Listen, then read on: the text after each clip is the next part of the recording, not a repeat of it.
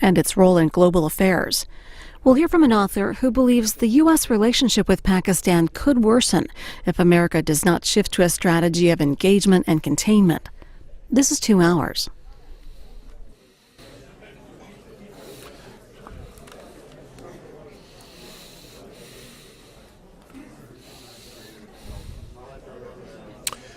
Good afternoon.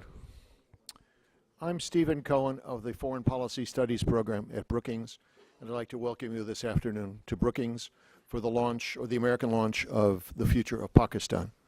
There will be an Indian and a Pakistani edition. I don't know if there'll be launches there, but we want to have this the formal launch. The book had its origins about a year and a half ago. Is this okay? Is this better? The book had its origins. It's the outcome of a project that had its origins shortly after I finished the book called The Idea of Pakistan in 2004. It was clear that under General Pervez Musharraf, under Pervez Musharraf's leadership, that Pakistan was not dealing effectively with a number of economic, political, and governance problems. One of the many paradoxes of Pakistan is that there are more than enough competent Pakistanis to operate a really effective, impressive country. I did not think Musharraf's leadership was effective, or that he could overcome the institutional barriers that block good governance. There were also strained relations with India and the United States. Nevertheless, Pakistan is important for many reasons. Its size, its resources, its professedly Islamic identity, its quarrels with several of its neighbors, including Afghanistan and India, its nuclear program, and its status as both a sponsor and as a victim of terrorism.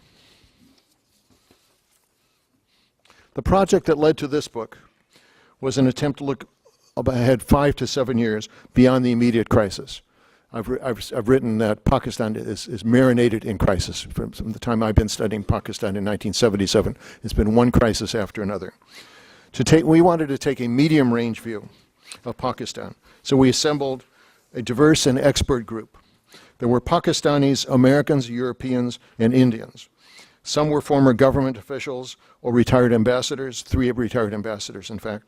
Some were academics, and there were some young scholars as well. To each, I posed 2 questions. How did they see Pakistan in 5 to 7 years from that date, which was a year and a half ago? And in their judgment, what were the key factors that might shape Pakistan's future? So really, it's 2 simple questions drove the book. Their answers to these questions are in the book. We want to thank the Carnegie and Rockefeller Foundations, the Norwegian Peacebuilding Foundation, the U.S. Institute of Peace, and several individuals for their support. The individuals include Azima Chima, Aram Hyder, Tino Xavier, my present research assistant. Ellen Hughes was the editor of the Brookings Press, and above all, I want to thank the contributors to this book. Today, we're fortunate to have several of the contributors with us, and also several people who have recently written their own books on Pakistan, including Pamela Constable, John Schmidt, and Teresita Schaefer. They've all recently published excellent books on Pakistan. There are others we could have invited, but we simply didn't have the time or the resources to do that. Given this rich assortment of talent, we decided to make this a longer than usual book launch, with 2 panels instead of 1. So if you've paid your money to get in here, you get 2 for the price of 1. Or 2 cups of coffee for the price of 1. I've asked the panel chairs, Ambassador Teresita Schaefer, and a Brookings non-resident fellow, and John Schmidt, the author, John Schmidt, to ask the panelists to briefly state how recent events might change their judgment about the futures of Pakistan. In other words, give them an opportunity now to assess what they wrote a year ago, or a year and a half ago in some cases, about the future of Pakistan. Before we go to the first panel, let me ask one of the contributors, Ambassador William Milam, to say a few words in memory of one of the project's participants, Sir Hilary Senat, who was a source of wisdom and insight. Bill? Thank you, Steve. Yeah, Hillary was a dear friend of mine from the time we served together in Pakistan before 9/11, actually, in those years, which we now look back on as maybe halcyon years of our relationship. They weren't that great then, however. If I think of Hillary, sorry, is that better? When I think of Hillary, I think of several words: stoicism, rectitude, pragmatism, insight, and candor. He was a very private person until you got to know him, and then he was a very warm person. And he was very multi-talented. He started life as a naval engineer and served in submarines, and then decided to surface, I guess, in the diplomatic corps. And after serving in Europe, became one of the Foreign Office's leading officials and experts on South Asia. He found his home, I think, in the diplomatic corps, served in India, Pakistan, and was head of the FCO office that heads South Asia. His last position, however, I think was one that took him way out of his line of endeavor, and in fact was his worst was probably the worst time of his professional life. He was for 6 months the head of the British administration in Basra, starting in summer of 2003, after the Iraq military part of the Iraq conflict had wound down. He wrote about this last period in a book called Bad Days in Basra, and I don't think I need to tell you what the book that the book was not a very good appreciation of either our effort or the British effort in Iraq. And for a year or so afterwards, he remained rather, I should say, bitter about the experience. He also, however, wrote 2 books about South Asia, one about the advent of nuclearization of both Pakistan and India. And his last book, I think, was The Transformation of Pakistan, which is a very optimistic book about what could be the future of Pakistan, I think. But he didn't dodge trying to tell the truth about Pakistan's deficits. He, I think, and Steve has written this in the foreword to the book that we're launching, but I thought he showed his insights, among other things, by using a term I hadn't heard before. He said that, well, many people think that when you're viewing Pakistan, you either come from a glass half full or a glass half empty. He said, in fact, I think it's a glass too large. And that was, of course, to try and propound the idea that that Pakistan may have set out in life with more ambition than it had resources to fulfill. I want to talk a little bit. Our final communications. I saw Hillary a lot in the last few years. Last June, only a few months ago, when I arrived in England, I sent him an email saying I'm here. And for the first time, I got an email back saying, gee, I'm sorry, I can't meet with you, but I hope your visit goes very well, et cetera, et cetera. We had 2 or 3 more exchanges of emails, and he was always very cheerful, very chipper, very upbeat. I told him I was writing a paper on public opinion in Pakistan. He said he'd love to see it, and just as soon as he got out of the hospital, and he literally was on his deathbed when he wrote those things. And by the way, I think his last writing for publication was about a 5-paragraph thing in Foreign Policy on, and I think the title was, yes, be angry with Pakistan's treachery, but don't go nuts. Anyway, this is perhaps a bit too long, but it's my memorial to a very dear friend who I would say, in Shakespeare's words, reflected the constant service of the antique world, where people serve for duty.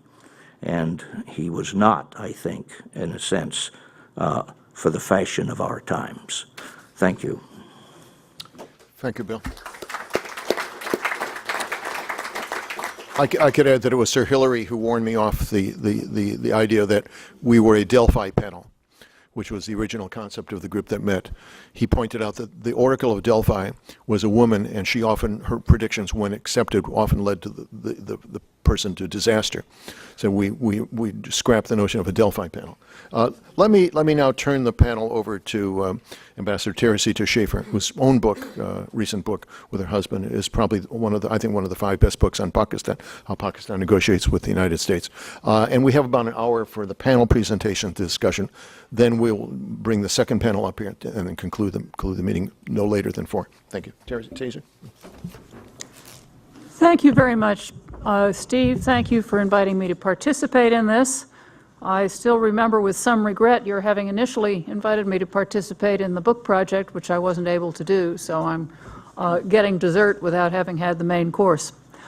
And thank you, Bill, for those lovely remarks about Sir Hilary Sinnott, who certainly, in my recollection as well, was a decent and thoughtful and creative public servant of a sort one doesn't see that many of. It is my pleasant duty to introduce my fellow panelists. Before I do so, I wanted to give you kind of a thought to frame the discussion. I've encouraged each of the panelists to focus on some of the things that their particular chapters in the book brought in, which were unique to them or are under-discussed issues, so I very much hope that that is what you will get. If I were going to be a panelist, which I'm not, I would have focused on Pakistan-U.S. relations, which are, of course, going through a particularly awful time right at the moment. The central thesis of of the book, which I wrote with my husband, is that Pakistan's prime negotiating tactic with the United States is what one might call the art of the guilt trip. One of my more eloquent Pakistani friends referred to it as playing the victimization card.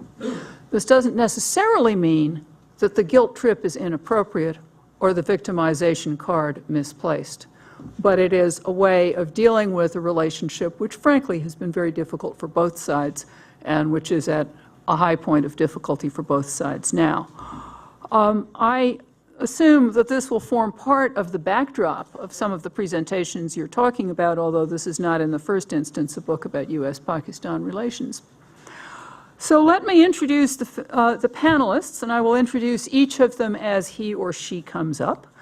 And the first one, to my immediate left, is Dr. Christine Fair, Assistant Professor in the Center for Peace and Security Studies at Georgetown University's School of Foreign Service, who has a distinguished career in political science, data analysis, an embarrassingly to the rest of us long list of distinguished books. But the one I don't see on this otherwise splendid bio is The Cuisines of the Axis of Evil. And I think that your understanding of Chris Fair will be incomplete unless you delve into that as well.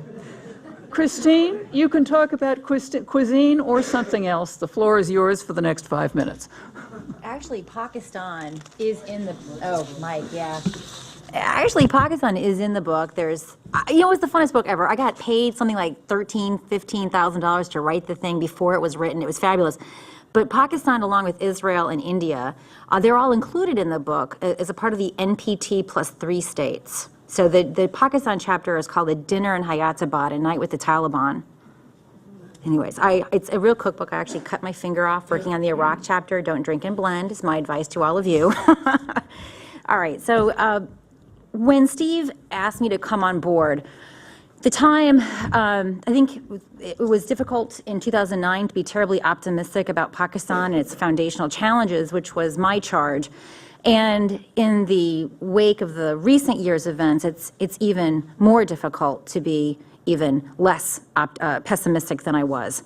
So in the chapter that I wrote for Steve, I laid out what I think are a number of foundational challenges. There's this tendency in Washington, and quite frankly elsewhere, to look at the Pakistani problem set of the day. So for example, there's the FATA problem, there's the democracy problem, there's the army problem, there's the terrorism problem.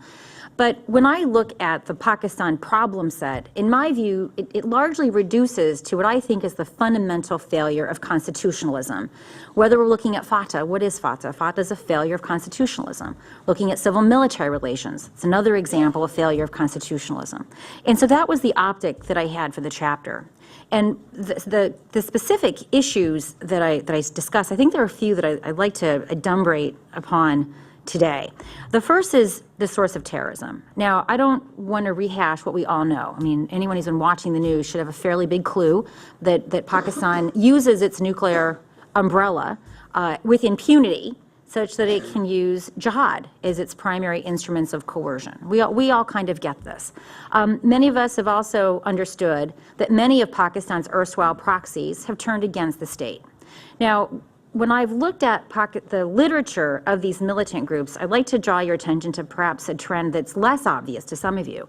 You all have been perhaps noticing the Sufi shrines that have been increasingly under attack. Well, this is really quite new in the history of Pakistan. And when we talk about sectarian violence, and I'm going to include now this violence on Brahmins, also known as Sufis, we're really talking about one perpetrator, and that is a group of Deobandi militants. They're a network of groups, they overlap. But I think one of the most singularly disturbing trends in Pakistan is the ability of these Deobandi groups, who numerically, quite frankly, as far as we know, remain a minority, to declare who is or is not munafiqeen, someone who causes dissent in the ummah, and then to persecute them and prosecute deadly violence. This is absolutely new. Pakistan has seen killing of Ahmadiyas. Pakistan has seen the slaughtering of Shia, senseless though it may be. But the idea that a minority Muslim or a sectarian tradition in Pakistan is arrogated to its right, arrogated to itself the right to say who or is not a Muslim is really something that's quite new. One of the things that has very much depressed me as someone who's had a long-standing relationship with Pakistan is that there is no ownership of this problem and how it arose. If there can be no ownership, there can be no solution. Everyone talks about the silent majority. You know what? I don't think there's a silent majority.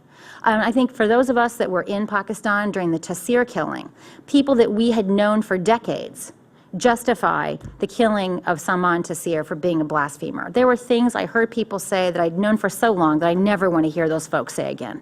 So for those of us that have been in Pakistan during these times of crises, it's really shocking what you think the silent majority would say, but I suspect if the silent majority were to open up their mouths, you'd ask them to shut up. Similarly, I was in Lahore teaching last summer when Dr. Gunjbaksh was attacked, very clearly Lashkar-e-Jhangvi, one of these Deobandi affiliates. I went to the old town, the old city where I'd been a student, talked to some folks I'd known for decades. In their assessment, it was the Indians that did it. So you have these proxies gone wild that's literally tearing the fabric of the state apart. And the tendency is not to diagnose the problem, which is the deep state's reliance upon Islamist militants under its expanding nuclear umbrella, but rather to externalize this problem anywhere and everywhere it can. Even of late, following the recent debacle in U.S.-Pakistan relations, you'll find people saying, what's wrong with our jihad when you have imperialism? Now, whether or not we have imperialism is an issue that we can debate, perhaps over a lubricating beverage, but the very fact that it's not an embarrassment to say that we have a jihad strategy, but rather this is a counterpoint or a counter strategy to imperialism. And I think you see this in the platform that Imran Khan brings to the table. Imran Khan is both exciting because he is innovating the Pakistani polity, particularly the youth. But the way in which he's doing so, I think, is not terribly a cause for civil society activists to be hopping up and down with glee, right? He is taking Pakistan to a very bizarre notion of Islam. He had his period as a rakish gentleman, sowing his seeds throughout the West, and now, of course, he's excluding the West as he turns to embrace Islam. And he's doing this as a way of recuperating Pakistan's sovereignty. In the course of doing this, of course, he's got the blessings of GHQ, so we should not be mistaken that this, ex-Lothario cricket player is going to be anything other than business as usual. He's very soft on the Pakistan Taliban, he's very soft on the Afghan Taliban, and by soft I mean doesn't really think that they're a problem. So, if you kind of look at how Pakistan is dealing with both Islamist violence on the one hand and there's really no way of getting at this. Then you also have to look at the debates that are taking place within Pakistan about who the state is for. And in this sense, I think Farzana Sheikh has perhaps written the best book about these fault lines of the state and the nation. Who is Pakistan for? What role are there for, obviously Ahmadiyya's got kicked out pretty quickly. What role is there for Shia in the state? Obviously, non-Muslim minorities, but as I said, increasingly these Barelvis as well are coming under the gun from Deobandi militants. So at the end of the day, when I look at this, what I really see, and I could go on these various points, we have fundamental issues that Pakistan can't resolve. And in a functioning state, we would have political parties that would be the mediator of resolving fundamental issues about constitutionalism, who is the state for, what's the relationship between the center and the provinces. But as you know, in Pakistan, these, and I don't care whether they're religious, oddly enough, the most democratic party is the Jamaat Islami, a religious party, they're all, to one degree or another, vertically integrated personality cults, right? They don't aggregate national interest. And so when you look at Pakistan's fundamental challenges and you try to line up, well, here's what it would take to resolve some of these issues, the elements of statesmanship and electoral politics, which is of course driven on patronage, don't really seem to be in alignment to address these fundamental challenges. And so where I conclude the chapter with Steve is actually where I concluded a piece in 2009, and there's a luminary that's picked up on this, Bruce Riedel, and that is containment. I think that the last 10 years of trying to assuage Pakistan to behave differently with allurements, mostly financial allurements and weapon systems, should have disabused us that these are adequate to change Pakistan's strategic calculus and the way it makes its decision in terms of its actions in the region. So in the last several talks I've given, I've put forth what I think is a model that we can debate. It's not a perfect model, but it's the Soviet Union. Right? During the period of the Soviet Union, we had no illusions of friendship, right? We were adversaries. We wanted different things for the region. Our goals were completely orthogonal. And we operated against one another more than we operated with each other, right? But we didn't cut off military relations. We didn't cut off diplomatic relations. We stayed there, but we understood the goal. We understood the problem set. We invested in civil society, not with this notion of necessarily being transformative, but one day when this system breaks open, there'll be people to work with. And then the final point that I'd like to leave for your consideration, and this is where I get myself most into trouble in talking about this, is that we learned that the Soviet Union could fail, right? That the nuclear problem would be handled, that the world was not going to end. And going to Ambassador Schaefer's remarks, ultimately, Pakistan is able to drive the system of international relations because of its fear that it will fail. And so I think we actually have a lot to learn from the Cold War about how we might manage our future relationship with Pakistan. Thank you.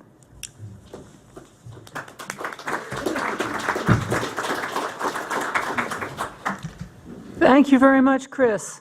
Our next speaker will be Ambassador Bill Milam, a senior policy scholar at the Woodrow Wilson Center in Washington, and once ambassador in Bangladesh, where he was the successor by a few to my husband, and subsequently, excuse me, in Pakistan. Before any of that, however, we were colleagues in the U.S. Foreign Service, where Bill was the shining light among economic officers, and I'm hoping he will let some of that light shine through his presentation this afternoon. Bill. Well, the light may go out halfway through this, but let's see. Anyway, I do plan to devote most of my remarks, or at least the last part of my remarks, to the economy. But because I did, evidently I was one who covered that in the book in a very, very superficial and not very helpful way, but and I think maybe that does bear looking into, because when in all of the talk that we've had, a lot of talk we have about Pakistan, one rarely hears mention of the economy, which is a shambles. But let me just say first that these papers were written first a couple of years ago, revised for the Brookings website, and then revised again about 6 to 8 months ago for the book. So they're, revisions of the revision. But you know something, I think it shows how fast things are moving with Pakistan in almost all ways, that we want to stand up here, at least I want to stand up here and tell you what I would have done differently had I been writing it today.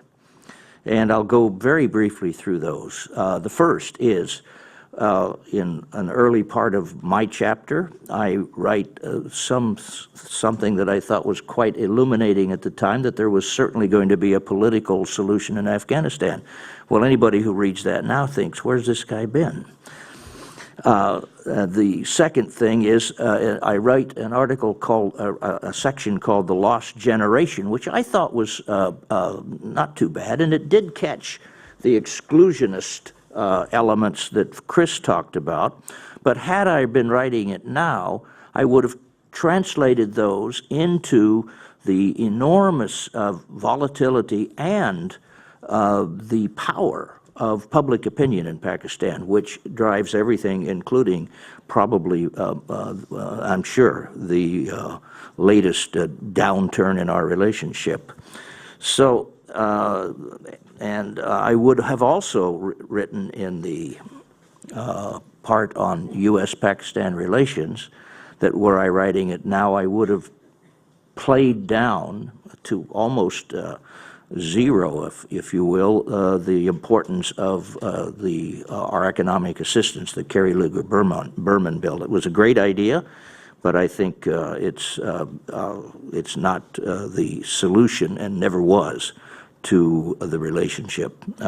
We need bigger ideas, I think, or different ideas, maybe not bigger. Now, in regards to the economy, one of the reasons one doesn't hear about it much these days is because, for some reason, hard to know why exactly, things evidently seem pretty good in Pakistan. People are not complaining. They seem to have, they're working hard to fix their energy problem, to fix their monetary problem, but in fact, I think most economists who are familiar with Pakistan would tell you that Pakistan is driving over an economic cliff, and who knows when the edge of that cliff will be reached. But things are not likely to be able to stay as they are very much longer. They have, as you well know, because it's been old news now for several months, decided that they'll have no more truck with the International Monetary Fund, which means that, in fact, they begin paying back the fund next month, I think, and of that great amount of what they call reserves, which comes in the foreign exchange reserves, most of it belongs to the fund, and that doesn't belong to the fund belongs to other lenders such as China. So there will come a time in the near future, unless things change somehow, where they will be down to a very few months' imports, and they will begin to panic, and the exchange rate will begin to deteriorate even worse than it is. You know, in that sense, and they are heading for shortages on imports, shortages of things like energy imports, or actually pulling in their horns and going back to the IMF. But what would the IMF mean? The IMF would mean that they would have to agree to some very, very difficult conditions, difficult economically and probably more difficult politically. They'd have to agree to pay much more in taxation. Their GDP ratio is now like about 8%. That makes ours look good. In fact, they have no intentions of, although they claim they do, their plans to raise taxes or raise the revenue base do not look very feasible, given the political situation. So then they've also adopted a monetary policy which, in the teeth of inflation, doesn't make much sense at all, because they seem to be, as far as I can tell, increasing the money supply, which so sooner or later you will get to some sort of spiraling inflation, driving food prices up as well as the prices of everything else, as well as again having a spillback effect on their foreign exchange rates. So I don't think I'll go into exquisite detail on this, but I think the next big crunch in Pakistan, certainly coming soon. Well, I've got a whole minute left. How about that? But I don't need a whole minute. The next big crunch in Pakistan will be on the economy, and how it comes out. I am not sanguine unless they put their tail between their legs, their hands together, not in the begging bowl, but in this position, and go to the international agencies, the IMF, the World Bank, and plead and promise, really, for that they will make structural changes in return for a little help. We'll see if that happens, but I wouldn't bet on it. Thank you.